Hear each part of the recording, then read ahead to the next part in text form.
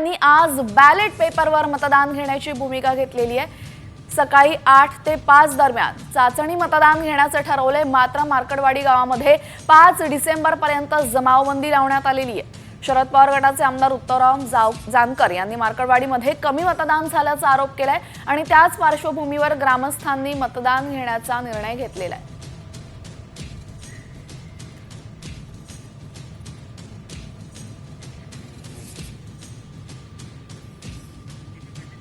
आता थेट जाऊया आपण मार्कडवाडी गावामध्ये, ज्या ठिकाणी आमचे प्रतिनिधी सचिन जाधव उपस्थित आहेत। त्यांच्याकडून आपण आताच्या परिस्थितीची संपूर्ण माहिती घेऊयात। सचिन,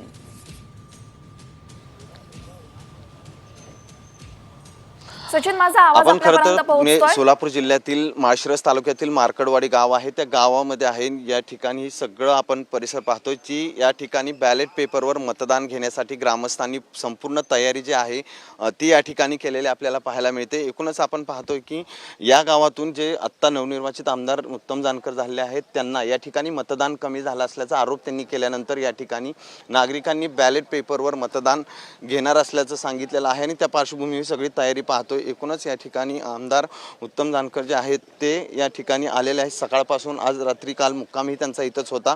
पोलिसांचा मोठा बंदोबस्त आहे। एकूणच जमावबंदीचे आदेश जे आहेत ते पोलिसांकडून या गावामध्ये 5 तारखेपर्यंत लावण्यात आलेले आहेत, कारण या ठिकाणी जो गावकरी बॅलेट पेपरवर मतदान घेत आहेत त्याला खरं तर प्रशासनाचा विरोध आहे। प्रशासन आणि ग्रामस्थांची जी बैठक झाली ती संपूर्णतः फैल झाल्यानंतर आज या ठिकाणी मतदान होणार आहे बॅलेटवर। त्या पार्श्वभूमीवर खरं तर पोलिसांचा मोठा बंदोबस्त आहे। पोलीस या ठिकाणी आलेले आहेत, त्या समोर हे मतदान होणार का हा मोठा प्रश्न आहे, कारण पोलिसांनी जो बंदोबस्त आणलेला आहे त्याच्यावर खरं तर आमदारांनी संशय व्यक्त केलाय। खरं तर तुम्ही जे पोलीस बंदोबस्त आलाय त्याच्यावर तुम्ही संशय व्यक्त केलाय की हे करून देणार का किंवा तुम्हाला उचलणार का, काय नेमकं आहे?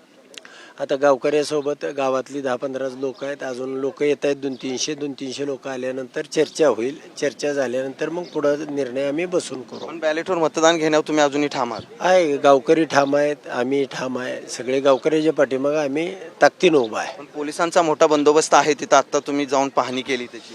नाही, पोलिसांनी तर बंदोबस्त लावलेलाच आहे। प्रशासन विरोध का करतंय आणि का कशा पद्धतीनं, मग इथले जे वयोवृद्ध लोक असतील, महिला असतील, यांनी बाहेर पडू नये, मतदान होऊ नये, याची एक दहशत निर्माण करण्याचा प्रशासन प्रयत्न करत आहे।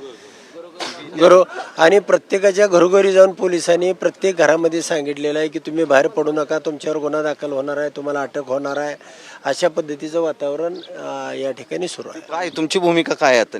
आता गावातली अजून मंडळी येत आहेत बरीचशी, आता इथे 15-20 लोक आहेत, अजून 200-300 लोक आल्यानंतर आम्ही चर्चा करू आणि त्यावरती मग निर्णय केला। नक्कीच नागरिकांसोबत चर्चा केल्यानंतर पुढील निर्णय घेऊ। मात्र अजूनही मोठ्या संख्येने खरं तर नागरिक जे आहेत ते सध्या या मार्कडवाडीच्या चौकामध्ये येऊन या ठिकाणी थांबलेले आपल्याला पाहायला मिळत आहेत। एकूणच नागरिकांची भूमिका जी आहे ती की आम्हाला बॅलेटवर मतदान घेऊ द्या अशी आहे। त्याच पार्श्वभूमीवर त्यांनी तयारी जी आहे तीही अशा प्रकारे केलेली पाहायला मिळते। मात्र पोलिसांचा मोठा बंदोबस्त या गावामध्ये जे आहे ते काल रात्रीपासून आहे। जमावबंदीचे आदेश आहेत, त्यामुळे खरं तर मतदान सुरुवात होणार का हे पाहावं लागणार आहे। माहितीबद्दल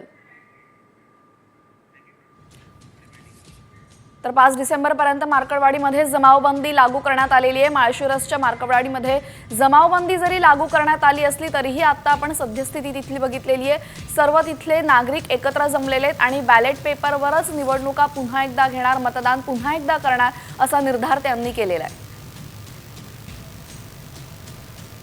तर या संपूर्ण प्रकरणावर ग्रामस्थांचं एकूणच काय म्हणणं आहे तेही आपण जाणून घेऊयात।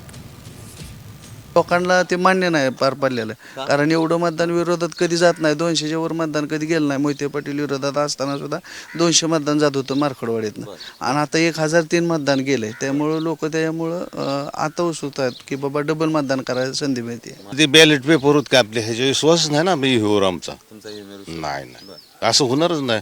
महाराष्ट्रात इतकी माणसं पडते ती म्हणजे कुणी अनोळखी सुद्धा उमेदवार निवडून आले, त्यास कुठं असतंय काय तो की आम्ही जे मतदान केलं ते मतदान आम्हाला दिसून येत नाही मतमोजणीमध्ये, म्हणून पुन्हा एकदा त्या मतदानाची फेरपडताळणी आम्ही आमचंच गाव आणि आमचीच मतदानाची फेरपडताळणी आम्ही स्वतः करणार आहे। ही जी काय आता निवडणुकीमध्ये झालं या ह्याच्यात पूर्ण संशयच आहे की शासनानं हे मतदान कशा पद्धतीने घेतलं, होऊ द्या ना, आर ना पार।